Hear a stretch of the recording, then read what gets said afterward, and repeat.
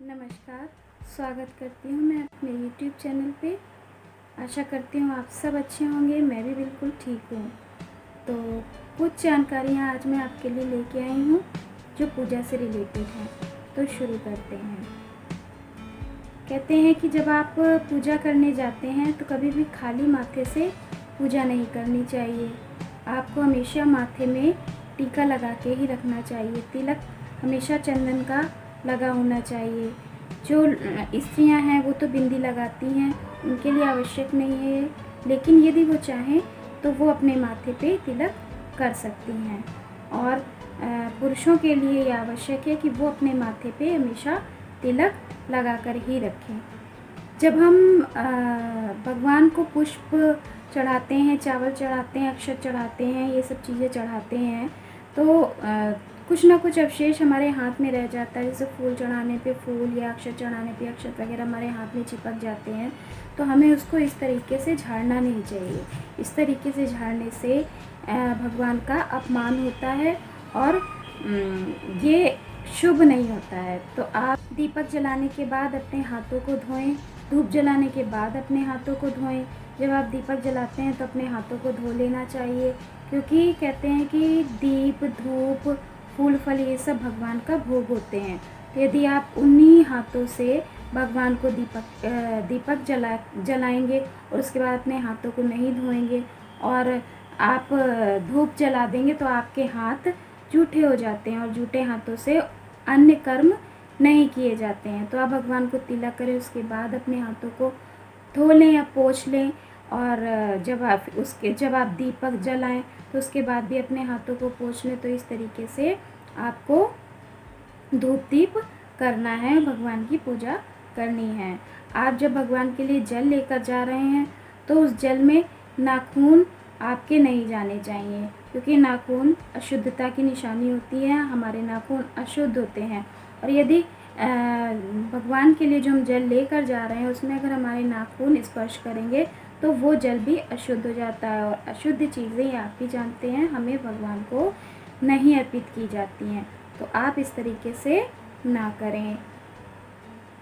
जब आप भगवान को दीप वगैरह चढ़ाते हैं तो बहुत से लोगों के यहाँ ऐसा होता है, देखा गया है कि बहुत से लोग ऐसे होते हैं कि दीप जलाते हैं और उसके बाद उसी दीप में दोबारा दीप जला देते हैं, मतलब धोते नहीं हैं दीपक को। तो ऐसा नहीं करना है। आपको जब भी दीपक जलाना है आपको दीपक को धोकर ही जलाना है। आप कोई भी पूजा में किसी भी बर्तन का इस्तेमाल कर रहे हैं तो आप धोकर ही उसका इस्तेमाल करें, क्योंकि वह बर्तन जूठा हो जाता है। जब आपने भगवान को धूप लगाया या दीप लगाया तो वो बर्तन जूठा हो चुका होता है। तो आप जूठे बर्तन में दोबारा उनको भोग अर्पित नहीं कर सकते हैं। इसलिए जब भी आप धूप दीप करें तो उसके बाद बर्तन को धुलें और दोबारा धूप दीप लगाएं। आप सोचिए, यदि हम किसी जूठे बर्तन में भोजन नहीं कर सकते हैं तो हम ईश्वर को जूठे बर्तन में भोग कैसे दे सकते हैं। आप जब भगवान की पूजा करने जाते हैं तो शांत रहकर उनकी पूजा नहीं करें। आप मंत्रों का उच्चारण करते रहें और भगवान की पूजा करें। ध्यान लगाकर पूजा करें। आप जितना ध्यान लगाकर पूजा करेंगे आपकी पूजा उतनी ही सफल होगी। भगवान आपकी पूजा को उतना ही स्वीकार करेंगे। तो आप जब भी पूजा करने जाएं, जितनी देर भी पूजा करें उतनी देर आप ध्यान लगा के, मन लगा के और मंत्रों के उच्चारण सहित ही पूजा करें। बिना मंत्र के उच्चारण नहीं किया जाता है। ये शास्त्रों में भी लिखा है कि जब भी आप पूजन करें तो मंत्रों के साथ करें। आप भगवान को तिलक लगाएं तो मंत्र का उच्चारण करें। आप भगवान को भोग लगाएं तो मंत्रों का उच्चारण करें। आप भगवान को दीप दिखाएं, दूध दिखाएं, फूल, पुष्प आदि जो भी अर्पित करें आप मंत्रों का उच्चारण करते हुए करें। यदि आपको मंत्र नहीं आते हैं तो कोई बात नहीं है, आप भगवान का नाम भी ले सकते हैं। भगवान का नाम लेकर हर चीज़ को समर्पित करें। जैसे पुष्पम समर्पयामि, तिलकम समर्पयामि, अक्षतम समर्पयामि, फलम समर्पयामि, नैवेद्यम समर्पयामि। इस तरीके से आप बोलते हुए भगवान की पूजन विधि को संपन्न कर सकते हैं। तो इस तरीके से आप पूजन करें और प्रातःकाल उठकर अपने इष्ट देव को अवश्य याद करें। जब आप पूजा करने जाएं तो सबसे पहले अपने तिलक करें, उसके बाद ही ईश्वर को तिलक करें। आप 2 डिब्बियाँ बनाकर रखें, एक डिब्बी में अपने लिए तिलक रखें और एक डिब्बी में भगवान के लिए तिलक रखें। एक डिब्बी से अपने लिए अपने माथे पर सबसे पहले तिलक लगाएं, उसके बाद ही भगवान को आप दूसरी डिब्बी से जो भगवान के लिए तिलक बनाया है वो आप उनको अर्पित करें, उनके मस्तक पर तिलक करें। तो इस चीज़ का आप ध्यान रखें कि जब भी आप पूजन करने जाएं पहले अपने तिलक लगाएं, उसके बाद ही भगवान को तिलक लगाएं। आप जब भी पूजन करें तो ध्यान लगाकर, मन लगाकर पूजन करें। ऐसा ना हो कि आपका मन कहीं और भटक रहा है, आप सोच रहे हैं हमें खाना बनाना है, आप सोच रहे हैं हमें ऑफिस जाना है और आप पूजन कर रहे हैं। तो इस तरीके से पूजन ना करें। इससे अच्छा है कि आप उतनी ही देर पूजन करें जितना आपके पास समय है। समय पर्याप्त समय है, आप 5 मिनट करें तो 5 मिनट ध्यान लगा कर करें। यदि आप 15 मिनट करें तो आप 15 मिनट ध्यान लगा कर करें। लेकिन जितनी देर आप भगवान का पूजन करें उतनी देर भगवान का ध्यान लगाकर ही पूजन करें। हमेशा पूजन करें तो आप पंचोपचार से पूजन करें या षोडश उपचार से पूजन करें। इस तरीके से भगवान का पूजन करना चाहिए। सबसे सरल विधि होती है पंचोपचार से पूजन की, जो हम डेली कर सकते हैं और बहुत से घरों में डेली किए जाते हैं। पंचोपचार में क्या क्या आते हैं? भगवान का तिलक आता है, धूप आता है, दीप आता है, नैवेद्य आते हैं, पुष्प आते हैं। तो आप भगवान को पंचोपचार से पूजन करें, उनको तिलक लगाएं, उनको धूप दिखाएं, दीप दिखाएं और पुष्प चढ़ाएं और आप उसके बाद उनका भोग लगाएं। तो इस तरीके से आप पंचोपचार से भगवान का पूजन करें। यदि आपके पास इसमें इन सभी सामग्रियों में से कोई एक या कोई 2 सामग्री नहीं है तो उसके लिए आपको टेंशन की कोई ज़रूरत नहीं है।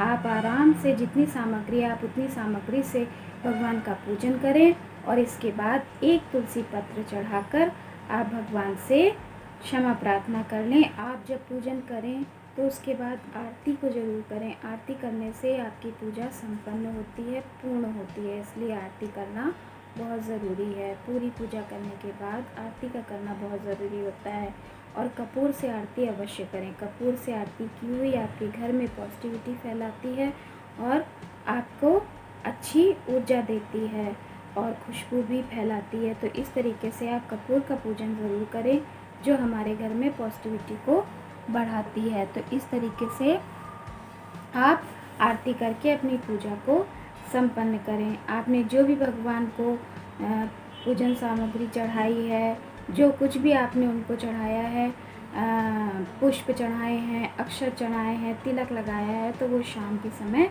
आप सब कुछ निकाल लें, उनका तिलक पोंछ दें। जो भी आपने अक्षर चढ़ाया है वो सारा अक्षत निकाल लें, पुष्पों को हटा दें, पूरे मंदिर को अच्छे से साफ़ करके शाम के टाइम उसके बाद ही मंदिर को बंद करें।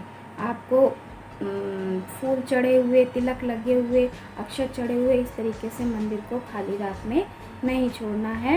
ये सब निगेटिविटी आप जब मंदिर में प्रवेश करें तो उससे पहले भगवान को सूर्य भगवान को अर्घ्य दें, क्योंकि कहते हैं कि हमारे 5 देवता जो होते हैं वो हमारे गृहस्थ जीवन में अवश्य पूजे जाने चाहिए।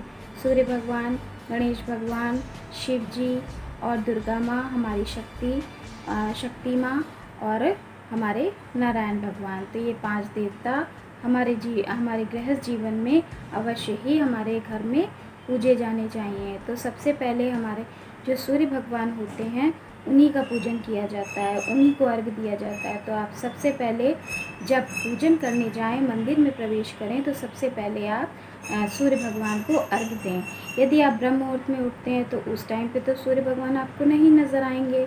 तो आप क्या कर सकते हैं, आप मंदिर में जाने से पहले आप उनका नाम लें, सूर्य भगवान को नमन करें और उसके बाद आप मंदिर में प्रवेश करें और अपनी पूजा को संपन्न करने के बाद जब सूर्य भगवान आ जाएं तब आप उनको जल अर्पित कर सकते हैं। तुलसी जी में दीपक अवश्य लगाएं, सुबह भी और शाम को भी। तुलसी जी में दीपक लगाने से तुलसी माँ प्रसन्न होती हैं और वो आपको सुख संपत्ति ऐश्वर्य प्रदान करती हैं। तो इस तरीके से तुलसी माँ का भी पूजन सुबह शाम करें और उनको भोग अर्पित करें। गाय को, कुत्ते को, चींटियों को, चिड़ियों को, पक्षियों को दाना अवश्य डालें, इनको अन्न अवश्य खिलाएं। आप जब खाना बनाएं तो उससे पहले एक रोटी गाय की, एक रोटी कुत्ते के लिए अवश्य निकालें। ये आपके घर में पॉजिटिविटी भी बढ़ाती है, आपके अच्छे कर्मों को पुण्य में बदलती है, आपके कर्मों को पुण्य में बदलती है। और आप जब पशु पक्षियों को अन्न खिलाते हैं, आप उनको दाना देते हैं, तो आपके पुण्य अर्जित होते हैं और इसका प्रभाव कहीं ना कहीं आगे चलकर आपको भविष्य में देखने को ज़रूर मिलता है। उसका कहीं ना कहीं आपके जीवन में प्रभाव पड़ता है। आपके पाप कटते हैं और आपके पुण्य बढ़ते हैं। आप जितने ही लोगों की अधिक से अधिक लोगों के साथ अच्छे कर्म कर सकते हैं तो आप अच्छे कर्म करें।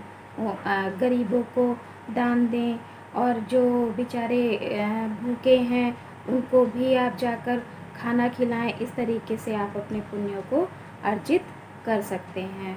तो आज इतना ही। आशा करती हूँ आपको मेरा वीडियो अच्छा लगा होगा। अगर आपको मेरा वीडियो अच्छा लगा हो तो मेरे चैनल को लाइक करें, शेयर करें, सब्सक्राइब करें और बेल आइकन को अवश्य दबा दें। यदि आप बेल आइकन को दबाएंगे तो अब मेरे सारे वीडियो आपके पास पहुंच जाएंगे। और कमेंट भी करें। यदि आप कमेंट करेंगे तो मुझे मोटिवेशन मिलेगा, तो मैं आपके लिए अच्छे अच्छे वीडियोस ला पाऊँगी। Thank you. Radhe Radhe. Hare Krishna.